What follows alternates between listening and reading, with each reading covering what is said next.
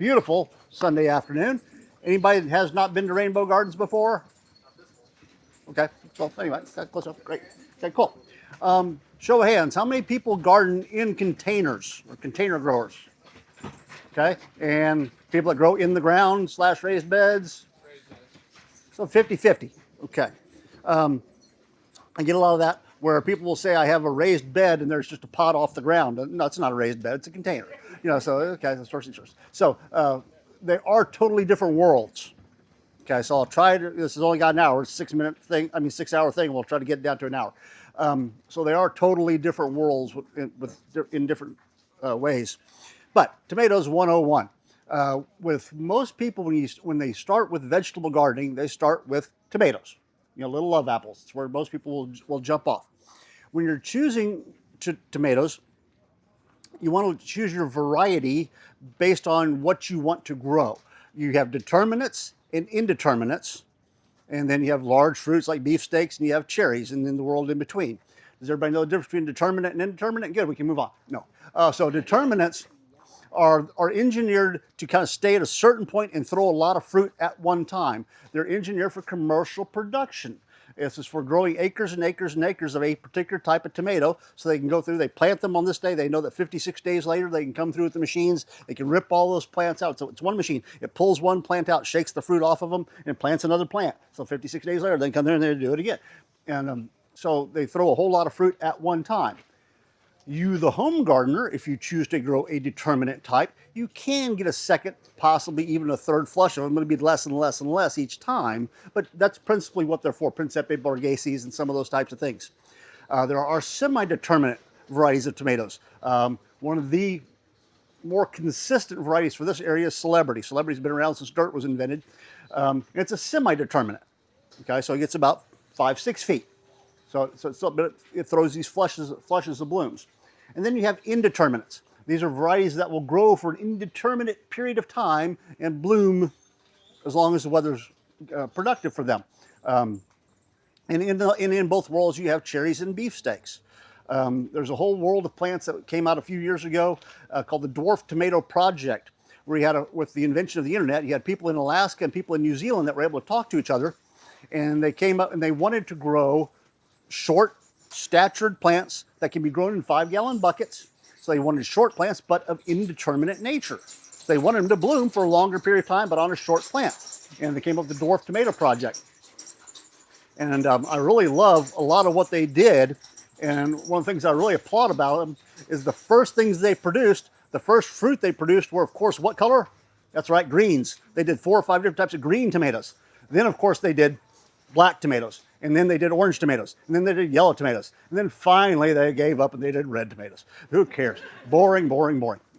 So I love that thing. So in the last couple of years, we're seeing a lot of micro tomatoes for little patio plants, for little patio gardening, little tiny little 1-foot plants that throw little cherries or 2 to 3 ounce, 2 to 3 bite tomatoes. And it's a whole different world. They're engineering things smaller. It's like the Japanese have gotten their hands on it and they want them smaller. But you're finding this the micro world of tomatoes. I stumbled into it last year because as I'm going down the interweb and looking for things, I do grow things just based on name. And when you find a tomato called Fat Frog, how are you not going to grow fat frogs? And yellow canaries and all that kind of stuff. So there's some neat things to play with out there. But you're choosing the type of tomato based on what it is you're trying to grow and how much your space you have to grow them. Some of the vining cherry tomatoes can grow 15 to 20 feet in a year's time without a problem. Okay, and that depends on your culture. You can decapitate it if you want to and make it a little shrubbier. We'll get into that. So choosing the size of plant versus what it is you're trying to do. Then we get into I paint with a broad brush. I sell a lot of heirloom tomatoes. You see the little 2 1/4, the little 3-inch pots on the shelf over there. A lot of them are sold out already from the first batch. Those are mine. I grow for flavor. I had a little retail nursery out in Leon Springs many years ago. And it was a very, very, very small nursery, very small, about 4 times the size of this tent, little tiny nursery. And people would come in and say, do you have vegetable plants? Well, I don't have room. Plus, you can buy them at H-E-B. You can buy them in different places. Why would I? And so finally, somebody said, well, why don't you grow heirloom tomatoes? I said, well, why should I? They said, flavor. I said, talk to me.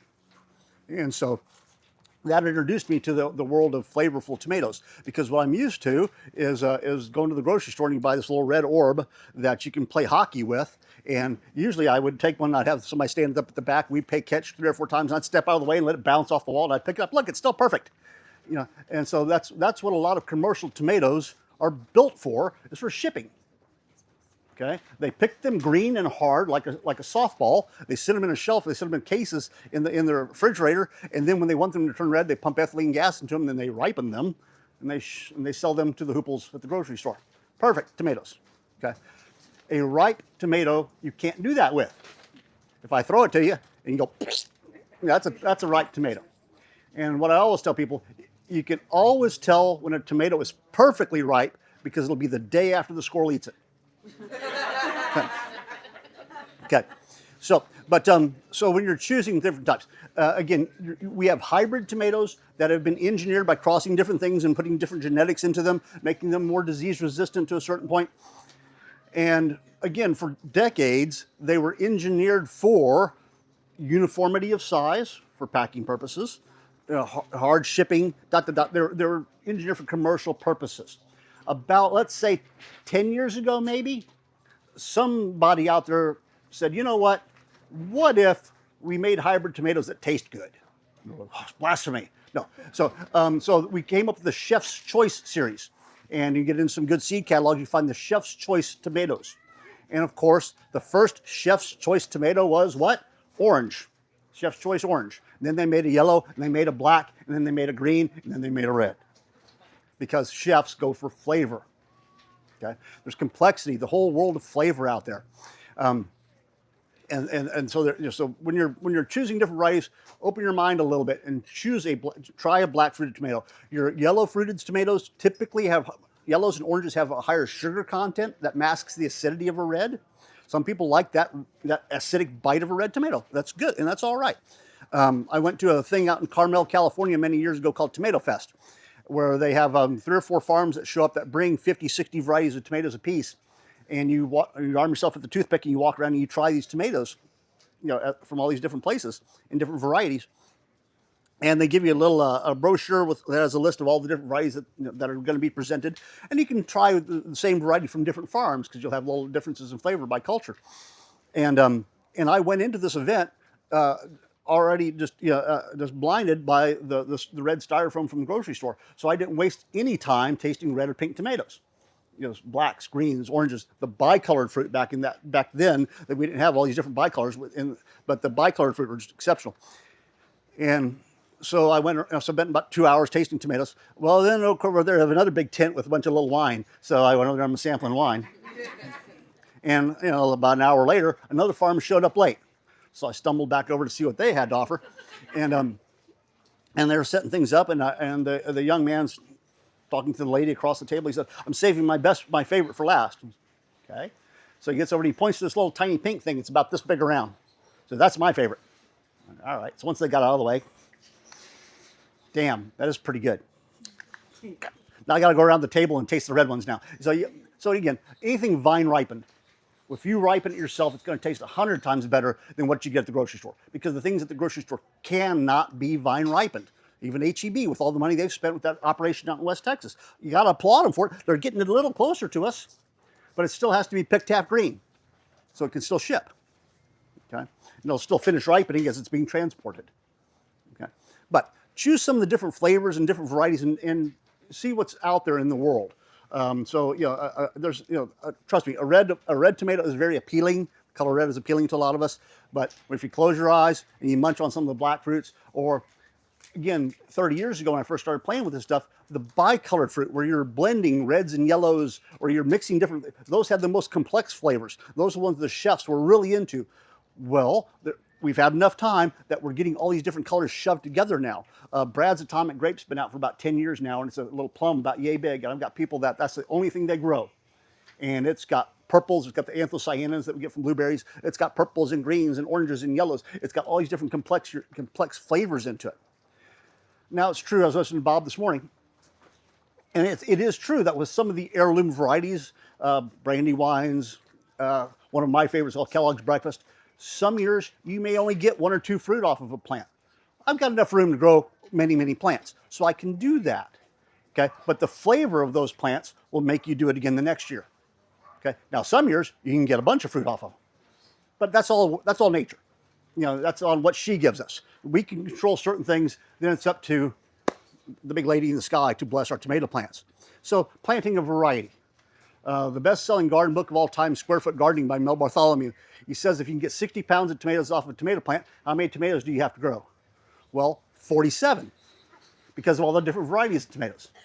Young man, again, you may have your favorite tomato in the world, but you don't want to eat the same tomato every day, day after day for the rest of your life. See, she's nodding her head. She knows what I'm saying. So you got to grow a variety of tomatoes. So if you don't have room, get more room. Work with your neighbors, that kind of thing. So enough of that. Picking the variety, choose some different things, test yourself, and do some different weird and different things. Placement. Where are we going to plant our tomato plant? We need to set them where they get at least a half a day of sun, 5 or 6 hours of sun. Okay. If you're doing big containers, you can move them early in the year. You can put them out in full sun, but then once it starts to get hot around June 1st, when it starts to get warm, we can kind of move it into a little bit of shade. You want to start with the sunny spot because it's easier to make shade than it is to make sun. Okay. But come mid-June, early July, if your plant is still alive, we want to be able to shade it in some way, shape, or form. Be it with another plant like a pole bean or okra or some type of physical thing like a shade cloth or something like that. You can get a little bit longer production out of them. Last year we were fairly warm. We had some rain in the spring. We had a month of rain. One of my favorite varieties called Black Krim. It was setting fruit that first week of June. We were in the high 90s. Usually once our nighttime temperatures, once we start getting to upper 85, this is the nighttime, not the daytime, but once your nighttime temperatures start staying warm, the pollen goofs up and they stop setting. And there's nothing you can do about that. I don't care how much blossom set or super glue you want to use, it's not going to work. Okay, the pollen goofs up. Now, cherries, plums, the smaller fruit don't recognize that, and they can produce for a longer period of time. So if you want consistent production, you do the cherries and stuff like that. Again, I don't care what you like, that's not the part of the conversation. We're talking about what works. Okay. But you need at least half a day of sun. To do, for tomatoes to be able to flower and thus to produce fruit. In ultraviolet radiation too. Unfortunately, even plastic blocks some of the ultraviolet radiation on plants, blocks a lot of it. Glass blocks ultraviolet. All they need is about 30 minutes of sunlight to really get the maximum. And what that has to do is with the quality of the fruit. They flower under plastic, but they don't have the same quality of fruit. Okay. So, good sunny spot. Green side up. We want to make sure that happens. For those of you who are doing containers, the bigger the container you can use, the better. I've been doing aquariums since I was a little kid. A small mistake in a small aquarium is a huge mistake. Okay, if I forget to water this one day, what's going to happen to it? If it's in a 15-gallon pot and I forget to water it one day, it's still alive. It just may not be happy. So bigger pots allow for more root room, all that kind of thing. Even the smallest tomatoes are going to be challenged to grow anything smaller than a 5-gallon pot. Again, I talked about the micro tomatoes; they're a different world. But most of your tomatoes, you're going to struggle to keep them in a 5-gallon pot, especially once they start growing. A whiskey barrel is 20 gallons. Gives you an idea. So in the nursery business, you'll see a lot of trees in 15-gallon pots. The guys here can sell you 15s, 20s, 30s. They can sell you 45s a night. But for most home gardeners, a 15 to 20-gallon size pot is going to be great for growing a tomato plant. Okay, if you're growing small, if you're doing like a 20 or 30-gallon size pot, I can put a basil and some bush beans, and I can put some other things in there too. Okay, you want to use a good quality potting soil. I'm very familiar with the Fox Farm brand.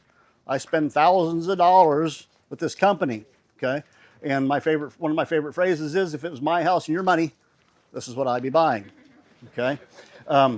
So the Happy Frog is excellent. So I used to start my seeds in. It's what I grow a lot of my plants in. It's a little bit more expensive than this one, and I can add my own fish emulsion and stuff. But if you want to buy a really good product, already right out of the bag, I know people who have built large gardens using this stuff. Large raised beds using this material, and it works very, very well. So again, that's what I would spend my money on, and fill it up. Do not put twigs and sticks and rocks in your children's toys. No, don't put things at the bottom of the pot to try to fill space. Don't be cheap. Okay, you can start off filling the pot halfway full, and as the plant grows, you can add a little bit more to it later on. You know, just like we're talking about burying plants deeper, but use a good quality potting soil. I grow, so start off that way. We all know about planting plants deeper. Something that came up here in just in my last little readings that kind of made sense is we talk about planting tomatoes deeper. You can plant this thing all the way up to here, okay, in the ground or sideways, but you'd want to pick off all the lower vegetation because you don't want to bury these leaves. Something that makes a lot of sense to me is if I could, and I wasn't in such a hurry, I would pick these leaves off first and I would give them a day or two to callus over before I plant them so I don't have a fresh wound being buried in the soil. I must say I haven't been doing that for 30 years. It seems to work okay, but it does make sense that you would let it callus over. So planting your plants deep, set them deeper, pick off all the lower leaves and set them deeper. That's one of the things when you're buying plants now. When you're trying to grow larger fruited tomatoes, you have to get them started as soon as you possibly can. So you want to come into the places and you want to buy your black crims, your mortgage lifters, your beefsteaks, all that 1 pound plus tomato stuff. You want to get them growing as quickly as you can. You want to bump them up in a container and so I can walk them in and out and I can harden them out. And I have them nice and big and full when you know it's not going to freeze anymore and go out and plant them. I live up 12 miles north of Burney. Being an old German, two things. We never plant tomatoes until after Easter, okay? So it's not so much about the price of the plant, it's about the labor. We're talking about farmers that are planting hundreds of plants, okay? I can't afford to lose all that labor from planting all those plants and have a late freeze come in and take them out, okay? And now Easter's running a little early this year, okay? But another thing that we watch is we watch the mesquite trees here in Texas. Mesquite trees, 85% of the time, once you start to see green on a mesquite, 85% of the time, you're safe and it's not going to frost anymore. Okay? Every now and again, they get slapped. Pecan trees never get fooled, but they can be a month late. So last year it was right like 32 days from the last frost till the pecans showed up, started pipping at the nursery that I work at up there. So kind of keeping an eye on things, but you want to get your tomatoes started early. For all of you who work at Rainbow, don't listen to this. Peppers, eggplant, basil are hot weather plants. They do not get planted at the same time tomatoes do. Squash, all that stuff. We want to do things, doesn't make it right. Okay, I'm not here to sell you anything, I'm just here to be honest with you. Okay, but your tomatoes, you can get them going a little bit earlier. They can take cool soil. If you're gonna have a frost sneak up on you, good cardboard box set over the plant. Cardboard boxes work fantastic. If you're growing 300 plants, good luck with that. Okay, good sunny spot. Choose a good quality potting soil if you're using in pots. For those of you who are gardening in the ground, Mother Nature abhors bare soil. My favorite superhero of all time, Captain Hindsight. Have y'all all seen the South Park episode with Captain Hindsight? You should have. Yes? Okay. You should have. If you haven't seen it, look it up. South Park, Captain Hindsight. It's wonderful. Soil prep. You should never let your soil go to sleep. Okay. If you're not growing a winter garden, why not grow snow peas? Grow snow peas. Snow peas are wonderful. Grow buckwheat. There's a bunch of things that we can grow during the winter months just to keep our soil alive. Okay. Same thing with the summertime. If we start slacking in the summertime and we don't want to go out and work in the yard, iron and clay cowpeas. Always grow a legume. Be building your soil. Okay. Always grow a legume. You got snow peas. You got black-eyed peas in the summertime. You got English peas. You got all these different delicious legumes out there. And if you don't do those, grow bluebonnets. It's a legume. Fix nitrogen in your soil. Be building the soil until you're ready to plant whatever it is you choose to plant. Amendments, things that you would add to your soil to make your soil better. So the two things, well, number one is some type of a rock mineral. We've been using lava sand for years and years and years. Back when Malcolm Beck was with us, he put together a product called vulcanite, which is a blend of basalt and lava and green sand and all these other wonderful paramagnetic rocks that give you that paramagnetic energy, which is a voodoo science type of a thing. Slow release micronutrients, really, really good stuff. And you get a lot of that just from lava sand. And then we have this new, it's a mineral, it's a mine up in Utah that's processing azomite, which again is a ground up rock mineral. It's slow release trace minerals. Really good stuff. A little expensive, but it's good stuff. The 40-pound bag, the really big bag, is more economical than this one. But some type of a rock mineral, even crushed granite, can add slow release minerals to your garden. and help break up the clay. Most of us around here have heavy clay soils. Okay, and what we're trying to do is trying to break those clay bonds and break those platelets up. And the best thing you can shove in there is organic material, but in between those, you can put some little rocks in there to open those clay platelets. But working lava sand, maybe molasses, I don't have any molasses ever, but adding a little bit of molasses to your soil when you first prop it and let it go, and then of course compost. I use about half a wheelbarrow, about 2 cubic feet per tomato plant. And if you can start in January, I'll just pile the compost up and I'll let it sit. Wouldn't it be nice if it rained once or twice before you put the tomatoes out? At least water it in. But anyway, that way the leachates from the compost go down into the soil and start prepping the soil, and then you work it in a little bit as you go to plant. But organic material. You can purchase bagged compost, which is kind of already finished and it's not cooking anymore, it's not hot. Whereas if you go to a bulk yard, one of the bulk getting places, and you see the big pile of compost that's there in the yard, according to Malcolm, when you buy that material, it should be 3/4 of the way done. It's not fully cooked yet like the stuff in the bag is. If you go and you stick your hand into a live compost pile, you cannot count to 10 without losing the tips of your fingers, okay? Because it's still cooking, okay? Now, I take that and I work that into my soil. If I add too much of it, I can burn the roots off the tips of my plants, okay? Because it's still cooking, it's still hot, okay? And I've made that mistake. At the garden that we work up in Bernie, I participate in the farmer's market, and we have a little garden right next door to the market. And we have 3 raised beds in there, and I wanted to display failure. And so I went and I did what 98% of the people would do. We built 3 raised beds, 4x8s like Mel Bartholomew says, and filled them with a yard of soil so it was nice and full, and and I was expecting so much nitrogen that I would get big green plants and no production. That's what I was expecting. It was so hot, it burned the roots off of plants for almost 3 months. And so beans and legumes are fantastic indicators of soil health. So I'm throwing out beans, they come up nice and big and beautiful, and then about 10, 12 days later, they start to turn yellow and roll over. Because they were hitting that subsoil that was too rich in compost, that hadn't cooked yet, and it had gone anaerobic. Okay? So that particular year, when we were building those beds initially, we got a late start, so we didn't get a lot of the spring rain, because we had rain that year, but we didn't get a lot. And so out of kind of quasi-desperation, I got that wonderful Medina product, that Medina Soil Activator, and it says it covers up to 2,000 square feet. No, it doesn't. It's going to cover 12, it's going to cover 2, and I mean, I hammered that stuff with the Medina Soil Activator. Bada bing, bada boom.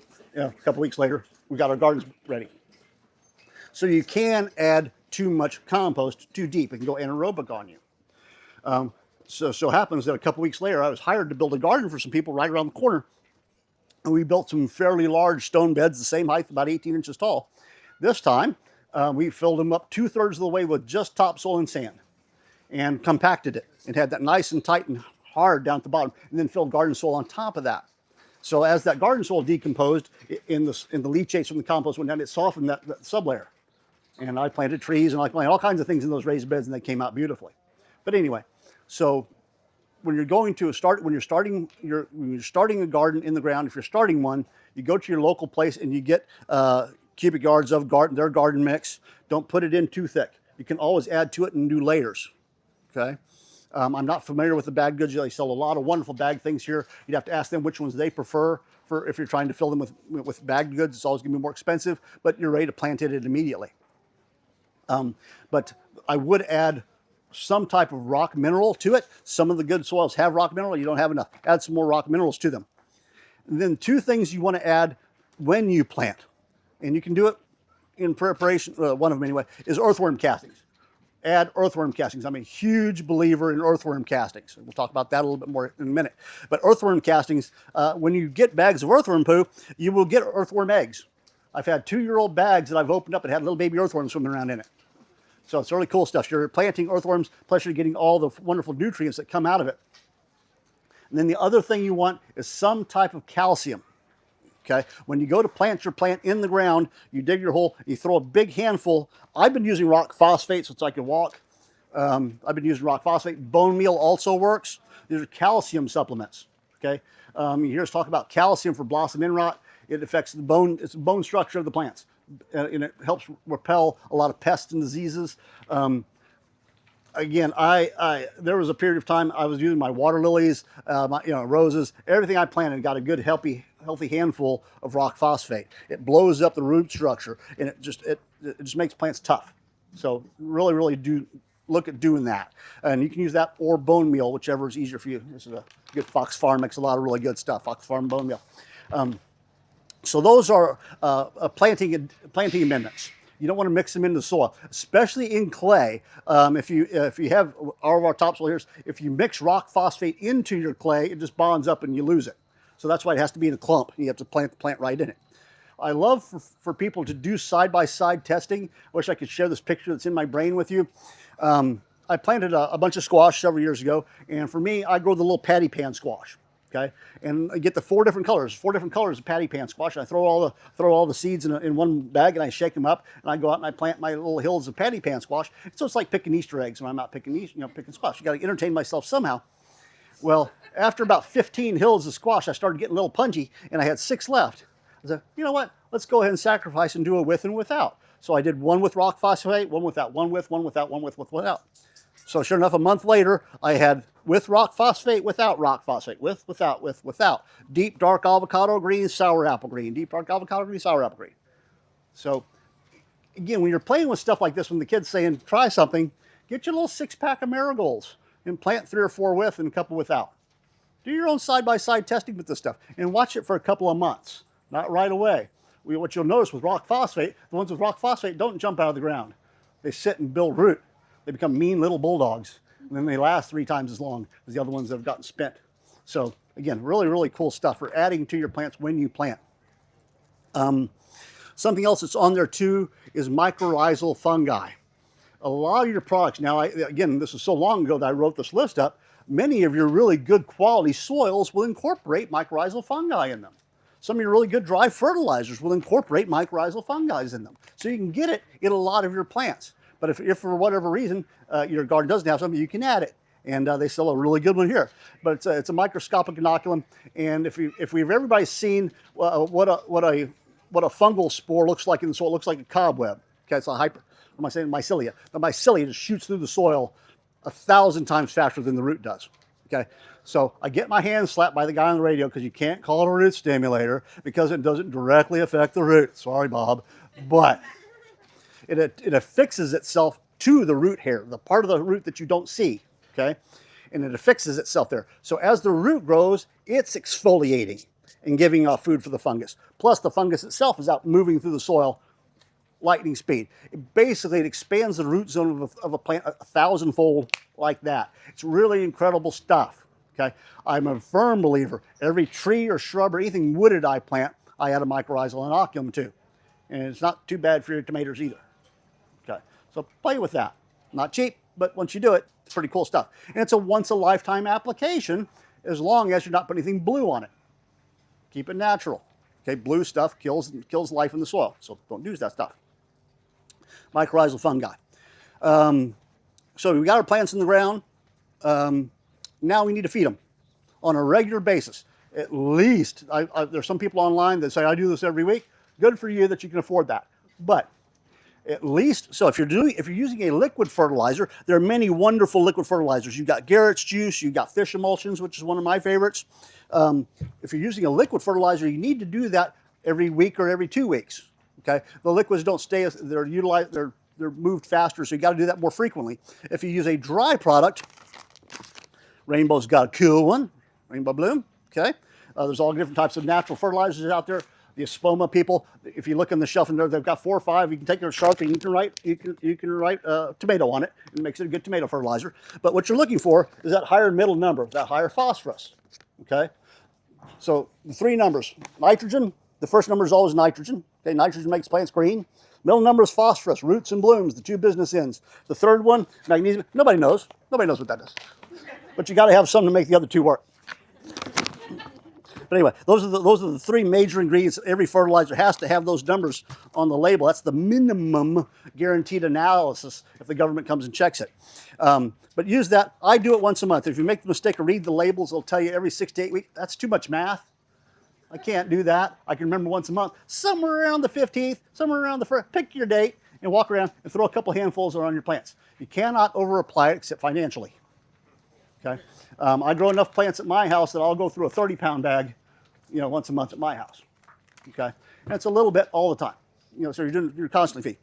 So fertilization, fertilize on a regular basis. Tomatoes are heavy feeders. Peppers are heavy feeders. If you're not getting enough pepper production, kept in hindsight, you should have. You should have fertilized your plants more. I think of gardening as walking up a ladder, where we've chosen the right plant, we're putting it out at the right time of the year. We know how to water it. We'll talk about watering here in just a sec. Should have talked about watering. Let's talk about watering. Tomato plants need deep. We're talking about, okay, in a container. I'm watering it every day, unless it's raining or unless it's really cloudy, or unless there's some other something else is not making it hot. But if it's hot and sunny, so many of our days, you'll be nice and cloudy in the morning, then it gets hot in the afternoon. Okay, tomatoes need to pretty much be watered every day and thoroughly every day. If you're out there with a water can, it's dead. 5-gallon. I mean, you got to saturate it thoroughly. Make sure you're going all the way around and do that a couple times lightly to make sure it gets saturated. And then we want the surface to dry in between watering. Okay. I'm a fan of mulching too. We'll talk about mulching here in a minute. Make sure you pull the mulch out and you feel the soil, not the mulch. But container plants need deep, thorough, frequent drinks. Your plants in the ground, as the soil dries, the roots chase the water. The deeper the roots go, the less water it takes. Deep, thorough, infrequent drinks. Okay? What happens with 98% of us is we come home at 4 or 5 o'clock in the afternoon, we got to look at our garden, and everything's all wilted. Oh, I got to water my plants. Moisture meter. Some of us have 21. I'm showing you this one. You insert the moisture meter and see how dry the soil is. The soil needs to dry in between watering. Okay?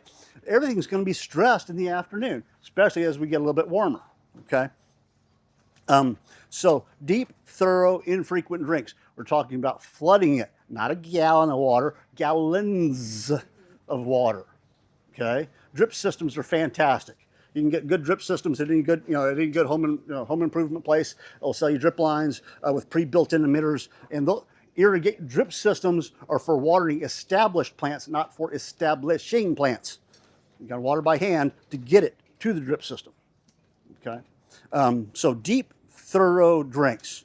And again, if you're using a dry fertilizer, you're going to have to hand water it in because your drip system won't really get active until Mother Nature waters it and gets it in. So you got to kind of do that a little bit. You don't really have to dig it in. If you got enough time to do that, God bless you. But I'm just throwing it over the surface and then hand watering it in every now and again. Another fun thing about that, with your younger plants, okay, we all know tomatoes are vines, yes? Tomatoes are vines. But some of them are short and stocky little things. We talk about determinants and things like that. That's why we want to give them some type of support to keep the vine from growing on the ground. We want it to be to grow up so it's easier to pick the fruit and it's not laying on the ground, which negates some of the diseases and things like that from water splashing up on the leaves. As the plants grow, okay, everybody knows this is one leaf. This is not a bunch of leaves. It's one leaf. This is a leaf right here. It has little leaflets, but that's one leaf. It's not a branch. Okay. With the younger plants, as they mature, if this were my plant, and it's not, so I can't do this, I'd be picking these lower leaves off so I have more airflow, and thus also reducing the opportunity for some type of disease when Mother Nature gives us water or when we water splashing from the soil back onto the plant. Okay, so lift these lower leaves as it grows a little bit. So the first 18 inches or so is leafless. Okay, so I got a bare stem. Okay, I'll have less chance of things splashing back up on the plant. That brings us back to mulch. I do like covering the surface of my soil with something. Again, my house and your money, I'm using alfalfa hay. Compost is a great mulch. One of the really cool mulches is what we call a living mulch, i.e. bush beans. Grow something underneath your other plants. We create what's called a green mulch. So if I'm looking at it from the top down, I cannot see the surface of the soil because I've got green material everywhere. So I'm actually growing something I'm going to eat. You can do radishes, something like that. But do some other type of crop underneath your tomato plants. So that way I'm harvesting something, I got something to eat, and I'm feeding that, and I'm keeping the water from bouncing back up on the plant. Now, there's certain things. We have control over what kind of water we put on them, but Mother Nature has her own mind every now and again. And yes, every now and again, we will get successive days of moisture. Okay, More than one, two, three. It's happened. Okay. I remember when I first moved to Bernie, we went 2 weeks where it rained every day for 2 weeks. I think it was in late February, early March. Well, guess what happens when we get that kind of moisture and it doesn't dry up? That's where we get fungal diseases. If you grow any of the melons, cucumbers, melons, squash, anything like that, you're going to get powdery mildew. It's going to happen. And it comes with the rain.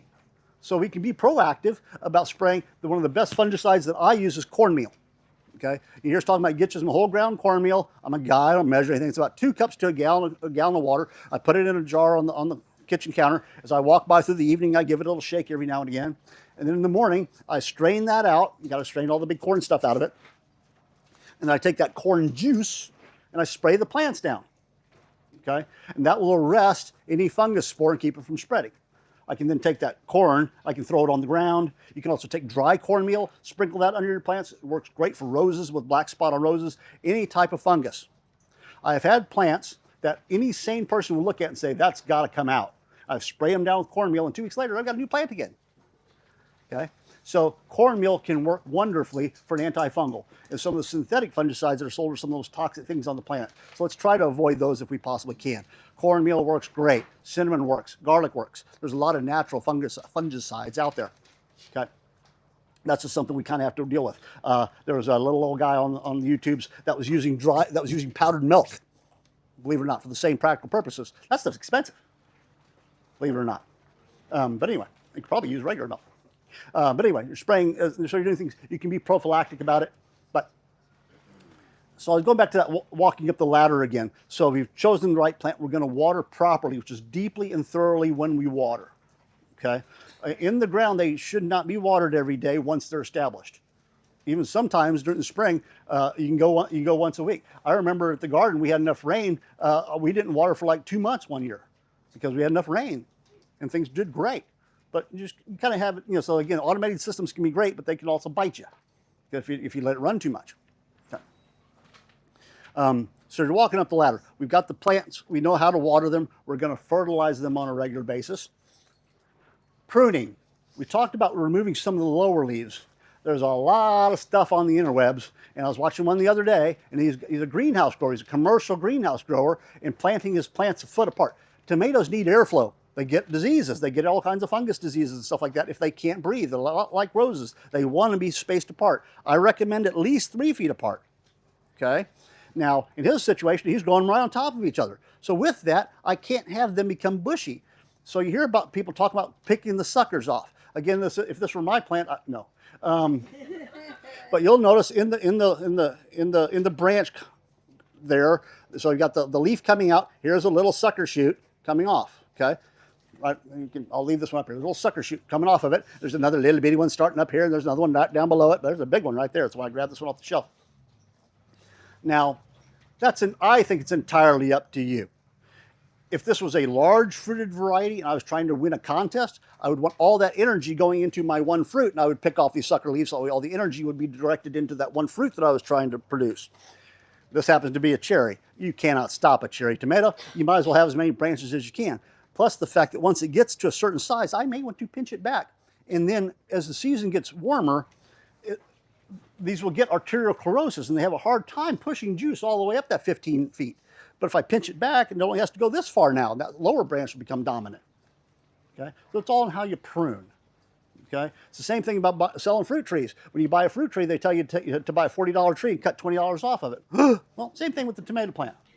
You can pinch it back if you want to. You can shape it that way. So I'm not a big fan of that because I got too much time. I don't have enough time. Okay? I understand the logic of it in certain applications. But for most home gardeners, I don't think it's really necessarily worth it. Okay? If you're trying to win a contest, if you're really trying to do certain things, but again, these will start to flower. But in the meantime, right now, it is taking energy, a little bit of energy from the mama. But at the same time, cherry tomatoes, they grow so quick. I don't think it takes that much off. So pruning, guiding them. Tomatoes, again, need cages. This is one of the rare exceptions. I love this place because you got these rare exceptions. Usually when I talk about these types of tomato cages, I throw a lot of shade at them because most of them are built out of clothes hanger wire and are absolutely worthless for tomatoes. These are nice, stout, I mean, if you're going to buy one of these types of cages, this is a nice, I can't bend, I mean, I could, but I mean, it's not mine yet. So anyway, but 9 times out of 10, these are incredibly impractical for tomatoes. They're great for determinants. They're really great for peppers and tomatillos and squash and a lot of other plants, but they're not tomato cages here in Texas. Okay, there's actually a Texas tomato cage company that makes these. They fold down and they stack upon each other and they make a circular ring about this big, and they're going to cost you $65 a segment, but it's just something you're going to hand down to your great grandchildren. They last. I've used concrete reinforcing wire back when concrete reinforcing wire used to be very stiff and came in 6-foot rolls, and I have some of those cages that are 30-something years old that I still use. You can use bamboo in teepees, built into teepees. But it's not unusual at my 6-foot wire. Like I said, my plants will come up, they go over the top, they'll come down, they'll hit the ground, root, walk again, come back up again. You know, so how much bamboo do I need to support that? You know, depending on how you pinch it. Cattle panels. Everybody know what cattle panels are? You go to the Tractor Supply, those places. And so they're 16 feet long. You don't have to stand them on end. You can lay them sideways and train your mater vine horizontally. Okay. I do a lot of vertical growing.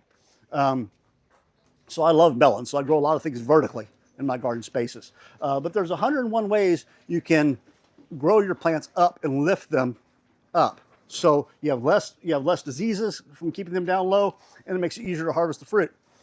So some type of support matrix for your tomatoes. What am I going to? What am I at? So now we've got them growing. We're going up. Also, we can also be planting bush beans. Pole beans. I like growing bush beans at the foot of my tomato plants because I get to harvest something, plus I'm building nitrogen. I'm improving the soil while I'm also getting a little snack out of them. And you get 2 or 3 plantings out of bush beans during the season. On that southwest orientation, all of us, our 5 o'clock hot sun comes from the southwest. That's where I want to grow a teepee, a taller teepee with a pole bean.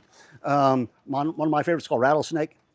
Find what you can find, but some type of pole bean. They can grow 12, 15 feet tall. Big okras, something like that, that's going to throw some shade on your plants once it really starts to warm up a little bit. Come July, August, if Mother Nature's just pulled the rug out from under us, it starts to get hot and dry and miserable and your plants aren't looking good, but the lower portion still looks decent, take a machete and decapitate it. Cut it down, cut it off at the knees, okay, and feed it. They'll come back in the fall, as long as it's still got some life in it. They'll come back, you'll have all that root matrix still working, and they'll jump out of the ground with the fall rains. Now, if I'm selling you tomatoes in the fall, you can't do that. You have to start all over again. But 9 times out of 10, a lot of times those plants can come through again in the fall. So then one other little trick that you get into that I think separates the average gardener, you know, from the guy that's snubbing his nose at his neighbors, the guy that's standing on top of the ladder, is foliar feeding. Okay, this is where you get the little pumpy uppy sprayer, little compression sprayer. Okay, and you can alter what you put in it seasonally. One of the major ingredients is seaweed. Kelp me, kelp you. That's cute. Anyway, Bush Doctor. I mean, this company makes some cool stuff. It was first designed for indoor growing of medicinal plants. Wink, wink, nudge, nudge. So a lot of their stuff is very high quality and very organic, and so it's good stuff. But anyway, kelp meal, 0.5, 0.5. Huge numbers, but really cool stuff. Okay, so seaweed toughens the cuticle of the plant. It gives you more heat resistance. It gives you more freeze resistance. If you're spraying, start applying to the leaves of your plants in the fall, you'll get 3 or 4 extra degrees of frost protection on your winter stuff. Seaweed is great. Also helps repel spider mites. So certain plants like marigolds, a lot of our coniferous type of things that kind of have that struggle here, arborvitaes, Italian cypresses, a lot of that Mediterranean stuff, rosemaries, are very prone to spider mites. If you spray them about every 2 weeks with the seaweed spray, you can help prevent spider mites. If you have a big outbreak, once you see the webbing, pretty much the plant's gone. But if you can get ahead of it, spraying them with seaweed will toughen the cuticle of the plant, make the plant tougher. Now, to that, you can add fish emulsion and molasses, and you can add those to your pump-up sprayer. I'm a guy, I don't measure anything, about that much, maybe a little bit of that. Okay, and you can vary this. Now, fish emulsion is a fertilizer. Okay, And I don't want to push a plant. I don't want to push a plant in July and August, a tomato in July and August. I'm not trying to make it grow, I'm just trying to keep it alive. Okay, it's a little fertilizer, but there happens to be an okra sitting next to it. The okra will eat as much as you can give it, and this gets a little bit. Okay, but I call it doing the stinky fish dance. And back when I used to grow over 100 plants in my garden, they'd be about, when they were about this high, I could do a 2-gallon pump up sprayer. I used to call it, like I said, doing the stinky fish dance. And I would go out and I would spray my plants, and it's as fast as you can walk, because I'm not trying to spray every leaf. It's just like, that plant's done, that plant's done, that plant's done, pump, pump, pump, that plant's done, almost as fast as I could. I could spray 100 plants, the dog 3 or 4 times, all the ornamental plants around my house, and still have change. So a little bit goes a long way when you're doing a foliar spray like that, because I'm not trying to spray every single leaf. It's just cheeseburger, cheeseburger, cheeseburger, and I'm doing it on a regular basis. Okay, but doing the stinky fish dance. Now, there's different schools on this, and this again is why I'm right. So plants have stomata. They have these pores on the undersides of their leaves that they open at night to absorb carbon. They get all the carbon they need to build themselves from the air. Beans. If any of y'all that grow beans, look at your beans at night. They're folded up. Okay, they're opening those stomata, absorbing carbon. Now the stomata are only open for as long as it takes them to fill themselves up. Okay, so there's a window that the stomata is open. So my little brain tells me that's the time you want to spray your plant. Okay, now I'm not saying you don't get some positive results spraying them in the morning, but I do it in the evening. Okay, usually about 10:30-ish or so, about 2 hours after the sun set. Okay, and again, I can't say it's during after weather or anything. That changes every year. I mean, it gets later and later. Before sometimes you got to wait for back when Letterman used to finish his monologue, I would go out and spray the plants, and it goes quick. But you're doing it on a regular basis, and I mean, it makes things jump. My first attempt, or first time I remember doing this, is I had some pepper plants in the garden, and I probably set them out too early because they were like soft. They were sour apple green. They weren't doing what I expected them to do. They were kind of, they just weren't happy.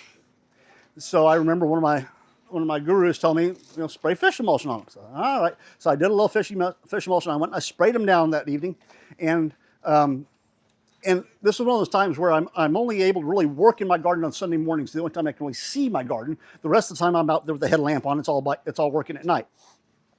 So here we are a week later, where I walk into my garden,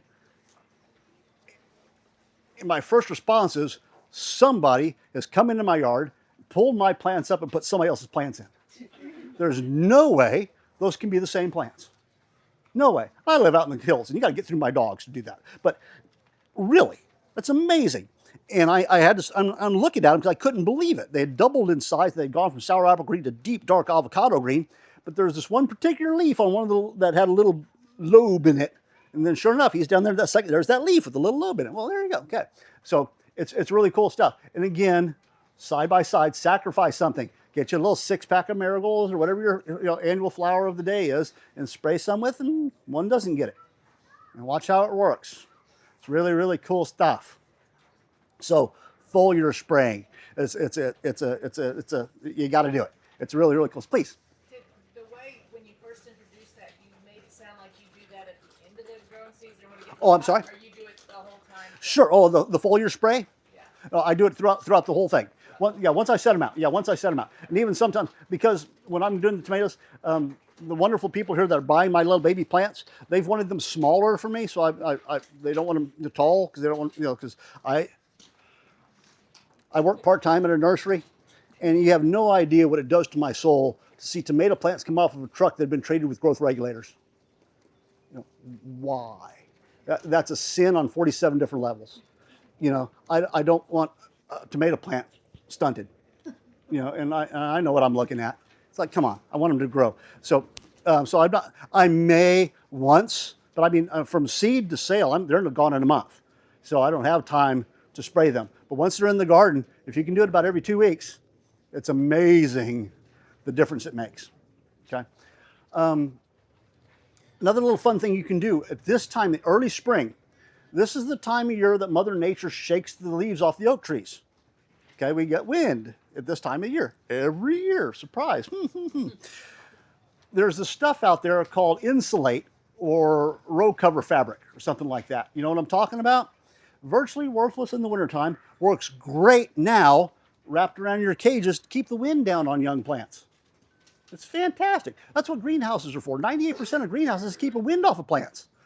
I'd have a jacket on if we didn't have these walls up right now.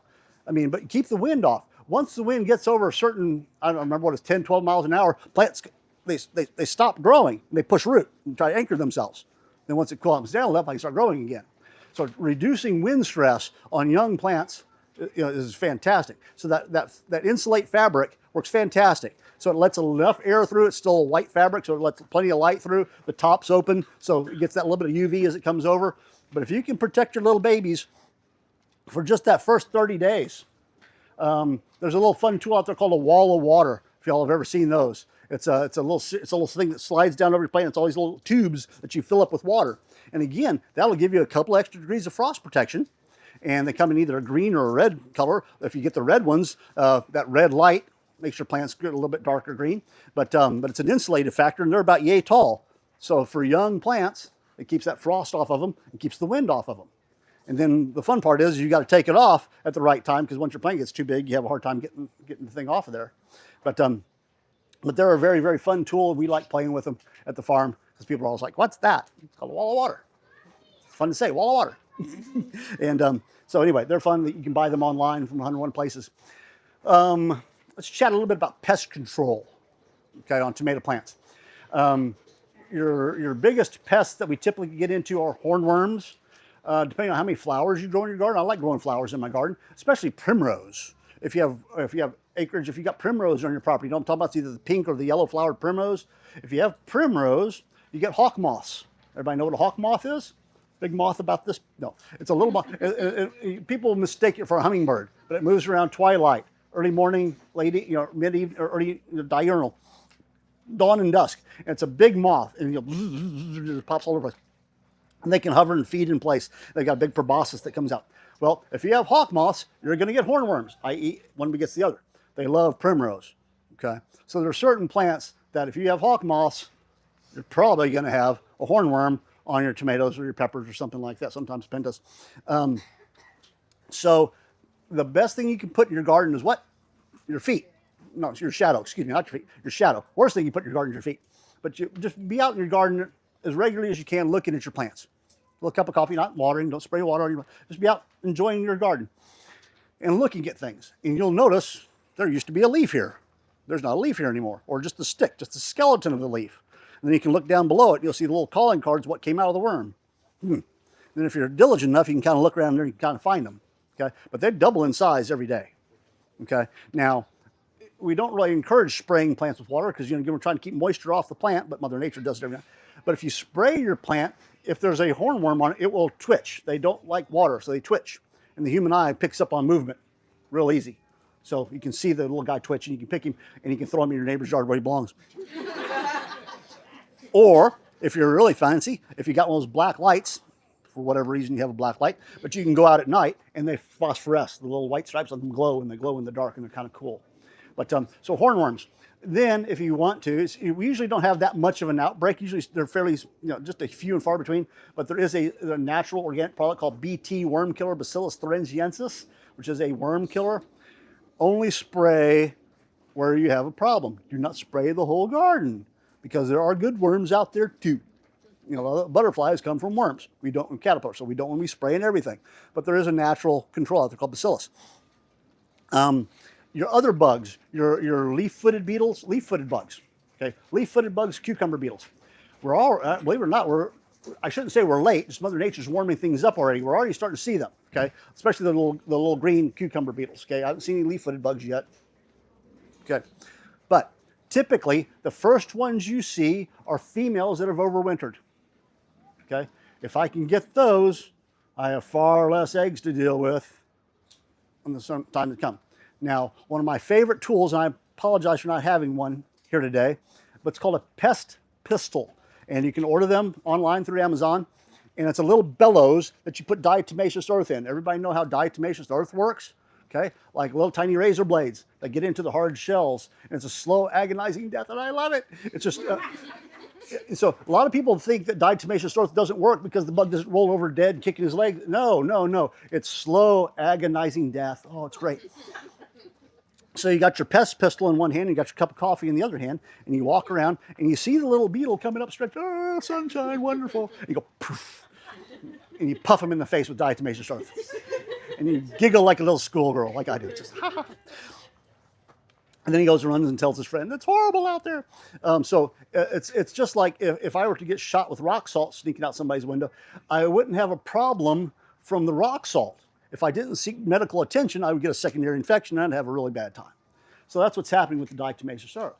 Okay, so you try to get that out there early in the morning and control bugs, because that's when they're moving slow and you can puff them. That works great. It's a direct application. Now, you also want to educate thyself on the difference between a leaf-footed bug and an assassin bug. We want assassin bugs. We don't want leaf-footed bugs. Okay. Same thing with juvenile assassin bugs and juvenile leaf-footed bugs. They kind of look the same unless you know what you're looking at. And they're a little orange and black, and they're about the same size. But one of the easy things is that leaf-footed bugs travel in packs. Okay, assassin bugs are lone predators. If you only have one, it's probably an assassin bug. But get to know the difference. You know, you can see it. They're different enough. You've got, everybody knows ladybugs. Ladybug larvae look like little Gila monsters. I love Gila monsters. Look like little Gila. They look little orange and black, little thing running around on your plants. The other thing you want to look out for are lacewings. This is something that it's a little tiny little kind of a little flying creature that comes out. You see them in the evenings if you're out there with a headlamp like I am. You'll see them flitting around like little fairies. And well, their larvae moves around, climbs around the plants, and it eats aphids and other kinds of things. So they're great for you. Another thing are hoverflies. Okay, everybody know what a hoverfly is? Probably one of the best pollinators you can have in your garden. Looks like a fat little bee. Okay, the difference is as it's moving around, it'll stop. It'll hover. Bees can't hover. That's a hoverfly. But they're a little fatter, a little bit striped. And again, first time I started looking into them, well, okay, it's a bee. It's a fly, so it's got to have a maggot. The maggot's got to live in the soil and the mud. Nope. It's a predator, just like the ladybug stuff. It's out running around on the plants. And I'd seen them before. I just didn't know what I was looking at. You know, so get to know some of these beneficial bugs that are out there in the garden that are doing a lot of work for you. And again, when you have to control something, being diligent about it, picking the little beetles and trying to squishy, you know, or throw them in a little bucket of water, a little bucket of soapy water at the garden that we work at. We have a little vacuum cleaner, a little rechargeable vacuum cleaner. We'll go and vacuum them up. So there's 101 ways to control pests like that. What else? Okay, I'm running out of topics. Questions and answers. Anybody? Questions, please. Please. So when talking about starting a tomato from seedling, Yes. I know there's different stages. When do you recommend like transplanting them into a pot? Not a problem. Okay, so I use little lasagna trays, and I'll start 100 to 150 plants, you know, in a lasagna tray in little rows. Okay, and they are about that. I have LED lights about that far over them. Okay, so they get a lot of light. Okay, and typically it's about 2 to 3 days from seeding to germination. So as soon as that guy's popping that first little loop comes out of the soil, I need light on it. Okay. And within 2 weeks, I'm separating those out and putting them into the little containers. Okay. And again, during that process, I have a fan that blows over them, you know, to kind of keep them stunted so I don't stretch. So I've got plenty of light and I've got movement. And every now and again, I'll even run my hand over them. Okay. And I use Happy Frog potting soil, but I screen it to get all the big chunkies out. There's a proprietary fertilizer that I would not name. That I put a little bit in a tray. I use a different type of fertilizer I put in a tray. They tell you that you don't fertilize seedlings. You don't put blue stuff on seedlings. You don't burn them. You can use a nice, soft, natural fertilizer. You can do. I've tried all kinds of things. You know, every year I just try, and I found one that works good for me. So I put a little bit of fertilizer in the tray, even though in 2 weeks they're still going out. Okay, but I can't find the fertilizer in the soil. You know, it's already gone. It's already gone to the thing. And what's kind of cool is what I used to do is I used to mix the fertilizer into the soil and then start my. And so they're under plastic. So I've got a sheet of plastic on top of the soil to keep moisture, you know, for that first couple of days. When I would check on them, you would see that mycelia. There'd be a cobweb over the top of the soil because that mycelia had exploded and was doing its thing. And of course, once you lift the plastic off and you spray them down that first time, water them in the first time, that goes away. But now I put the fertilizer just down at the bottom so I don't ever see the mycelia. It's in the soil working, but I don't see it on the surface. It's kind of cool, but just something I've just changed it a little bit. I still get good that. So again, it's just my peppers. Sometimes I let peppers sit for a while. They can sit for a month before I separate them. Okay, but just as long as I've got enough, light on them and maybe a little bit of wind to harden them off. You don't want them getting stretchy. They'll stretch. Oh, no problem. Please.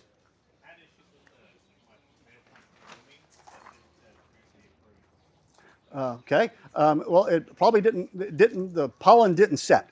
So either it got too hot. Okay. They're wind pollinated. There's not a bug. You just kind of go up there and just move them a little bit.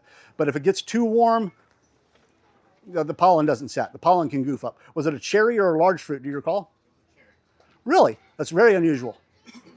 I don't have an answer for that. Other than it's as long as they're getting at least 5 hours of sunlight, that type of thing. But you got flowers because you got to have the sun to get the flowers. But you got the flowers, but then they didn't set. So something wasn't pollinating them. Fertilizer is just going to make it flower. So how many? Because we had a lot of flowers on ours that didn't set last year, Mm-hmm. and I can think of several things we did wrong. But just for future reference, how many on a regular full-size tomato should every flower set? Should Oh, no. 90%? Should 70%? 50%? Yeah, let's say 50, maybe up to 50%, maybe. But certain varieties will bloom in clusters, will set in clusters. There are cherries that every one of them sets, and they're just known for setting in clusters. But So should you pinch off any flowers? the only reason that I would ever think about doing something like that is if I was trying to grow the largest tomato. Where I want to keep the energy and I want to push all that. Once that one little guy sets, and you'll see that little fruit just boom, like a little pea, type of thing. And again, if for those of you who are trying to grow 2-3 pound tomatoes, you have to choose a variety that can genetically do that. It has to be a hippopotamus. It can't be a Pomeranian. It's got to have the genetic ability to be a big variety. And then you will see on those bigger, especially on those bigger ones, you will see compound flowers. We'll have two flowers that kind of open up next to each other, so they both get pollinated. So it forms two fruit that kind of graft together, and it becomes this mutated thing, and that can make a 4 or 5 pound tomato. But that's a different world. Well, and then some would start like a tomato, and you think you had one, and then That's a lack of pollination. You see that with cucumbers a lot. When you get this funky little cucumber that only just a third of it develops, and the rest of it just didn't get pollinated enough. One thing I did with my tomato plants, one year I had a whole lot of tomatoes, and I went up and with 2 fingers, between the stem, I just did that to the tomato plant, made sure it vibrated, and since it's self-pollinated, I think that got all the flowers really pollinated well. It's a vibration. And I had shade cloth over it as well. Like you said, it was too hot in the summer, so I think the shade cloth helped. Yeah. So anything you do to try to keep it, but temperature will actually goof up the pollen. Yeah. my main problem last year, other than the spider mites, was those little red and black bugs. Mhm. Is that what you were referring to? Probably leaf-footeds. Probably leaf-footed bugs, yes. That they would like hang out together in a little. Well, yeah, and they suck the juices out of the plant, and especially out of the fruit. Right, and of course I would see them a lot in the mornings. So the diatomaceous started to work on that. Yes. Don't forget to giggle when you do that. It's wonderful. But you can vacuum them off, or you get a couple bricks, and there's be careful with the plant. But yeah, leaf-footed bugs. Yeah. Hi. So for the container growing, Yes. you're saying you don't have to put like rocks or twigs or anything in the bottom for containers? It's best not just a bunch of holes. Just a bunch of holes in the pot. The more soil, the more root room. Okay. Yeah. No. So there's a thing out there. There's pluses and minuses to everything. So, and I understand the nature, but when you bury wood, sticks, leaves, when you bury wood, using the term wood for leaves, when you bury something like that, it takes nitrogen to decompose it. Okay. If that leaf is laying here on the table, the nitrogen will come from the air and it will slowly degrade over time. Okay. But if I take that same leaf and I put it in the middle of a telephone book and I close it, it can be there for hundreds of years, right? Because there's no oxygen, there's no nitrogen, there's nothing getting to it. Well, if I bury it in the soil, it takes nitrogen to decompose that leaf. Well, one of the major things that we're trying to give our plants is nitrogen. Okay. So in a way, I'm stealing from the plant to dissolve that piece of wood that I've buried. And you get into secondary things too of whenever you grow anything in a container for a period of time, you will notice how the soil, quote unquote, settles and it drops. Okay, you're losing organic material. You're losing the compost, all the wood part. You're losing the organic material. The mineral content is still there, but the organic material compresses and goes away, and it takes the plant with it. Okay, the plant's not sitting here, and the soil doesn't pull away from the plant. Okay, it all drops. Okay, now a good gardener, if I'm doing trees, shrubs, wooded plants, to do things properly, I have to lift that root ball and add fresh soil underneath it. That's the way you do it properly. Okay, yeah, it can be big with a 15-gallon pot. Now you should have added compost on a regular basis to replace the organic content that's going away. So if we can be of the mindset with our containers to add compost once a month to keep that soil at that static level, okay, that way I'm asking.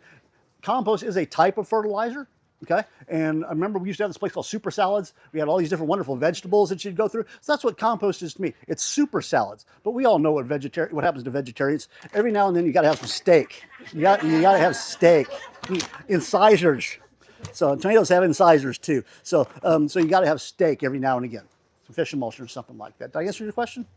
So Yeah, okay, because yeah. I actually have to, just my thing was putting, the little baby rocks I had. I had drilled the hose. Yeah. I mean, it's work. Certainly, there's not, but there's just on something that grows as fast as a tomato, you want as much soil as possible.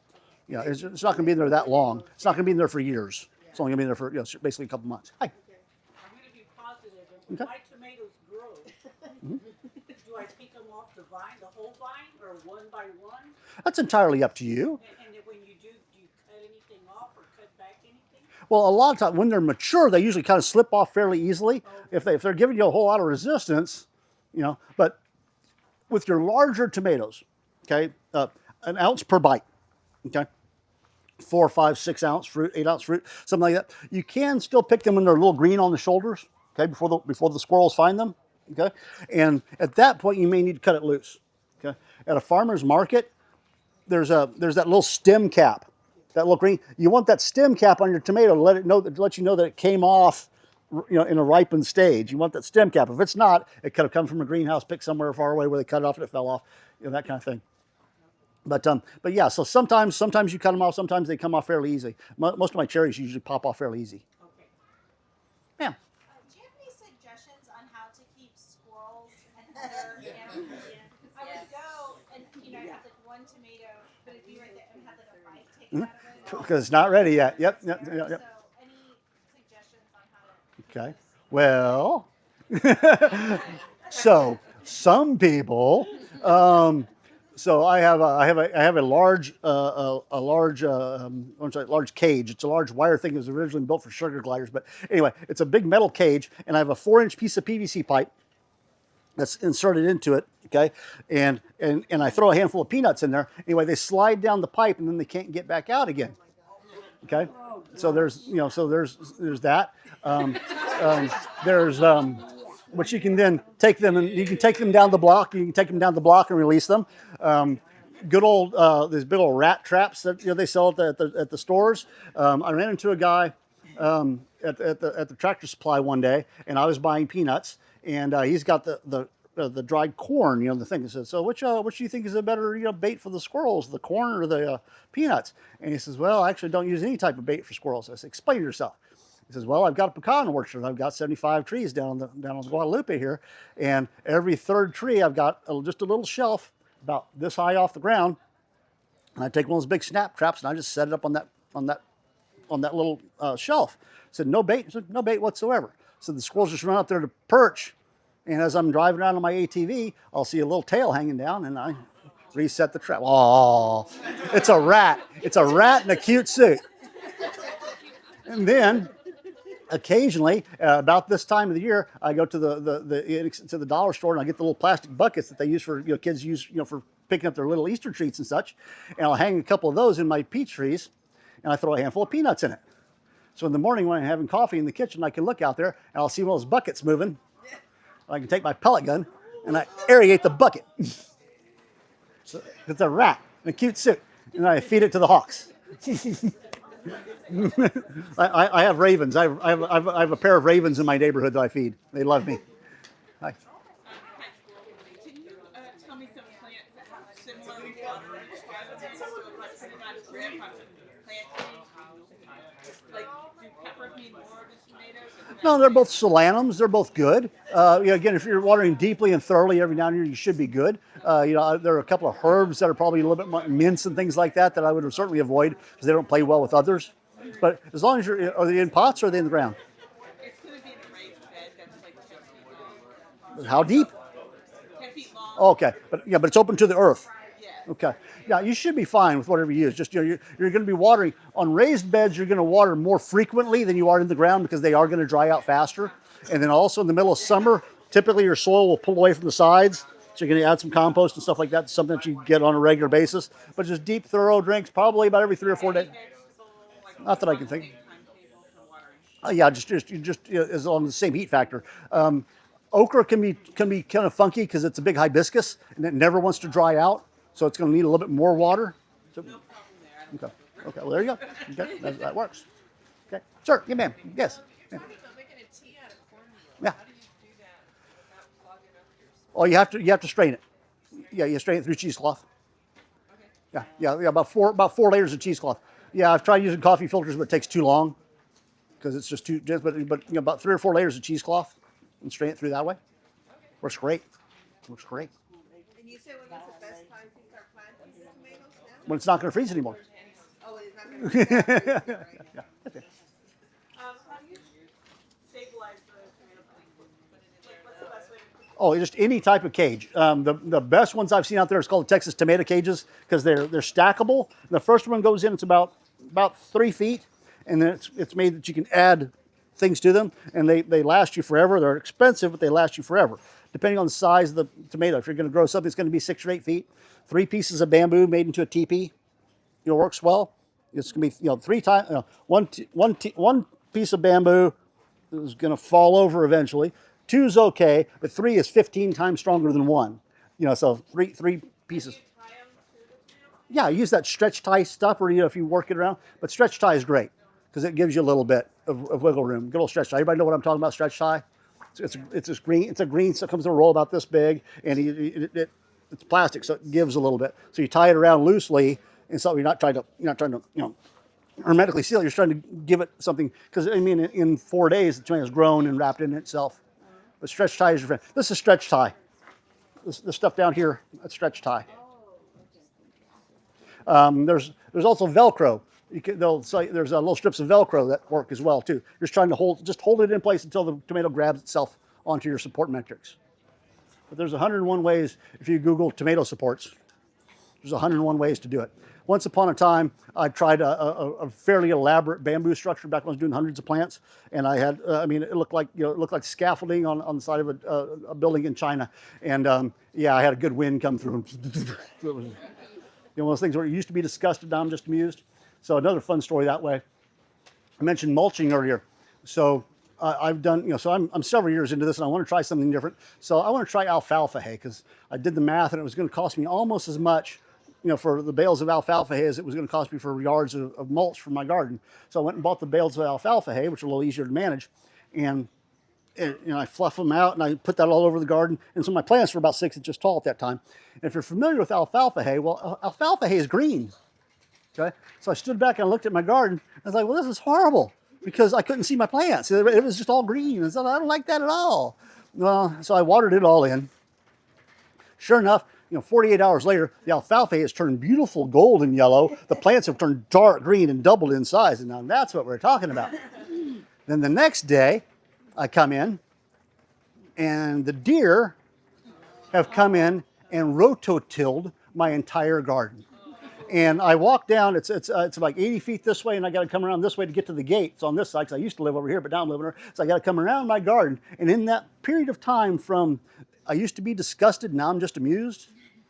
From being disgusted and upset to laughing myself silly. Because thankfully there were 7 or 8 tomatoes that they didn't kill.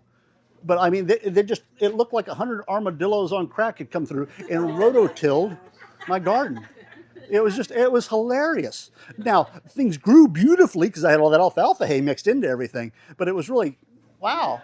Deer like alfalfa. Of course they do. It's a bean, So so it worked. But one of those things that we still haven't learned is keep the gate closed, Keith. So every now and again the idiot leaves the gate open. And a couple nights ago, I lost several flats of lettuce and strawberries to deer because somebody didn't close the gate. What you got to do? Questions? Sure.